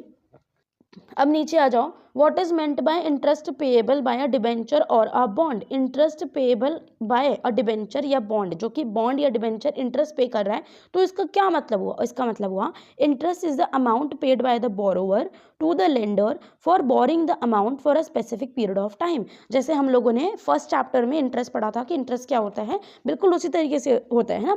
Interest is the amount paid bye a borrower, एक बोरोवर के द्वारा एक लेंडर को दिया जा रहा है। क्यों दिया जा रहा है, क्योंकि उसने उसके पैसे को स्पेसिफिक पीरियड ऑफ टाइम के लिए यूज किया है। और वो जो इंटरेस्ट है वो एनुअल हो सकता है, एनुअल मतलब साल में एक बार हो सकता है, सेमी एनुअल मतलब 6 महीने में हो सकता है, क्वार्टरली मतलब 3 महीने में हो सकता है, मंथली मतलब 1 मंथ में हो सकता है। तो इस तरीके का हो गया। Okay, what are the segments in debt market. अभी हम लोगों ने डेट मार्केट के फीचर्स पढ़े थे, है ना। ये डेट मार्केट के फीचर्स हैं। डेट इंस्ट्रूमेंट के, किसी भी डेट इंस्ट्रूमेंट के क्या फीचर्स होते हैं, मैच्योरिटी, कूपन और प्रिंसिपल। आई होप तुमको समझ में आ गया होगा। और अब हम लोग क्या पढ़ेंगे कि डेट मार्केट में कौन कौन से पार्टिसिपेंट होते हैं, सिक्योरिटी मार्केट में कौन कौन से पार्टिसिपेंट होते हैं, ये तुम मुझे कमेंट सेक्शन में बताओगे। ये हमने सेकंड चैप्टर में बहुत अच्छे से कर लिया था। ओके, अब तुम मुझे ये बताओगे कमेंट में। अब हम यहाँ पे देखेंगे कि जो इन्वेस्टर्स होते हैं डेट मार्केट में कौन कौन होते हैं, बैंक्स होती हैं। यहाँ पे ना बैंक्स भी अपना पैसा सरकार को दे रही होती हैं या डिबेंचर ले रही होती हैं। फाइनेंशियल इंस्टीट्यूशन, म्यूचुअल फंड जो होते हैं बड़े बड़े, प्रोविडेंट फंड। अभी देखो, अब म्यूचुअल फंड के पास इतना पैसा क्यों, कैसे आया, तुम देख रहे हो कि जो लोग, जैसे मान लो मैं गई, यहाँ पर था एक एबीसी म्यूचुअल फंड है। ओके, मैंने इसको पैसे दे दिया। अब ये जो मुझे रिटर्न देगा, ये मुझे रिटर्न कहाँ से देगा, इसके घर में क्या पैसे बन रहे हैं, नहीं ना, ये रिजर्व बैंक थोड़े है जो ये पैसे बना रहा है। ये भी ना फर्दर पैसे को इंटरेस्ट करेगा, सॉरी इन्वेस्ट करेगा। तो इन्वेस्ट कहाँ पे करेगा, इन्वेस्ट कर देगा डेट मार्केट में, है ना। तो ये भी अपने पैसे को डेट मार्केट में इन्वेस्ट कर देगा, और डेट मार्केट में जो इन्वेस्टमेंट का रिटर्न इसको मिलेगा, उससे ये मेरे जैसे छोटे छोटे पिद्दी इन्वेस्टर्स जिन्होंने 100 रुपये लगा रखे हैं, 100 रुपये नहीं लगा रखे, फॉर एग्जाम्पल समझ लो, तो उनको ये इंटरेस्ट देगा, है ना। प्रोविडेंट फंड जो होते हैं, प्रोविडेंट फंड क्या होता है पता होगा सबको आई थिंक, कि हमारे पापा की, जो हमारे तो आने रही, क्योंकि तो हमारे पापा की जो सैलरी होती है उसमें से पीपीएफ कटता है ना, पब्लिक प्रोविडेंट फंड में पैसे कट जाते हैं। तो अब यहाँ पे क्या है, पीएफ के पास, पीएफ में काफ़ी सारा पैसा होता है, क्योंकि थ्रू आउट द कंट्री इतने सारे जो हमारे सैलरीड एम्प्लॉयड हैं उनके पैसे कट रहे हैं। अब इसके पास काफ़ी पैसा है, इसको भी हमने पढ़ा था कि पीपीएफ भी जो होता है वो भी लोगों को 8% का इंटरेस्ट देता है कंपाउंडेड एनुअली। तो ये भी इंटरेस्ट कहाँ से दे रहा है, ये भी डेट मार्केट में अपना पैसा लगा रहा है। इंश्योरेंस कंपनी आपसे ये क्यों दावा कर देती है कि भगवान ना करे कि आपके संग ऐसा हो जाए वैसा हो जाए, पर आपको क्यों कह देती है कि अच्छा आपको इतना सारा पैसा दे सकते हैं, क्योंकि वो भी अपना पैसा इन्वेस्ट कर रहे होते हैं। कहाँ इन्वेस्ट कर रहे होते हैं, डेट मार्केट में इन्वेस्ट कर रहे होते हैं। Are bonds rated for their credit quality, क्या बॉन्ड्स को क्रेडिट क्वालिटी के लिए रेट किया जाता है? तो यस किया जाता है। Most bond debentures issues are rated by specialised credit rating agencies होती हैं। कौन? अब देखो यहाँ पे आई थिंक एक क्वेश्चन मैंने देखा है PYQ में, जहाँ पे ये तीन, इनमें से जैसे चार तुमको बता रखी, ये चार क्रेडिट रेटिंग एजेंसीज का नाम लिखा था, मतलब तीन का लिखा था और एक कुछ और था, और तुमसे पूछा था कि इनमें से कौन सी क्रेडिट रेटिंग एजेंसी नहीं है। तो इसका नाम अच्छे से याद कर लो। एक है क्रिसिल, क्या है? क्रिसिल, केयर, इकरा, फिच। चार बस एक बार ही पढ़ लोगे ना, क्रिसिल, केयर, इकरा, फिच, तो याद हो जाएगा। तो ये सब क्रेडिट रेटिंग एजेंसी है जो कि जो बॉन्ड है उसकी क्रेडिट रेटिंग चेक करती है कि इस पे कितना, ये कितना सेफ इंस्ट्रूमेंट है, कितना इसका इंटरेस्ट इसके ऊपर ऑफर किया जा रहा है। How can one acquire securities in the debt market? अब कह रहा है कि अब देखो, अब तुम लोग का भी मन इतना डेट पढ़ लिया, तुम्हारा भी मन कर रहा होगा ना कि क्या मैं भी डेट खरीद सकता हूँ या सकती हूँ। तो अब देखो अब कैसे खरीद सकते हैं ये देख लो। यहाँ पे कह रहा है you may subscribe to issues made by the government corporates. कोई भी खरीद सकता, गवर्नमेंट भी प्राइमरी मार्केट में ला रही है तो हम वहाँ से भी खरीद सकते हैं, और अगर प्राइमरी मार्केट में नहीं है, ऑलरेडी सेकेंडरी मार्केट में पड़ा हुआ है, तो हम स्टॉक एक्सचेंजेस के थ्रू डेट मार्केट में भी पैसा इन्वेस्ट कर सकते हैं। तो this was a very very very lengthy chapter and I hope कि मैंने तुमको बहुत अच्छे से समझा दिया और तुमको समझ आ गया। कोई भी डाउट हो रहा है कमेंट में लिख दो, अगर तुम्हें लग रहा है कि मैं तुम्हारा डाउट कमेंट में नहीं देख पा रही, मुझे मेल कर दो। और इट्स माय हम्बल रिक्वेस्ट कि प्लीज़ तुम OSS लो, वो तुम्हारे लिए इतना ज़्यादा बेनिफिट है, इतना ज़्यादा, उस पर मैंने अभी तुम लोगों को 25% का ऑफ भी दे रखा है जस्ट फॉर यू गाइस, कि तुम लोगों को वो ज़्यादा महंगा ना लगे। तुम्हारे जितने भी दुनिया भर के सैम्पल पेपर है उससे वो बहुत सस्ता है और इतना ज़्यादा अच्छा क्वालिटी है कि मैं देखो उसके बारे में अब इससे ज़्यादा नहीं बात कर सकती, क्योंकि जब तुम उसको लोगे तो तुम उसकी क्वालिटी खुद पता चलेगी। जब तुम एग्जाम में जाओगे तो तुम्हें एक एक क्वेश्चन जब उससे दिखाई देगा ना, तो तुम खुद बोलोगे कि क्या ही बना दिया था। ठीक है, तो बस अब thank you so much for watching this video. Bye bye, take care, love you all.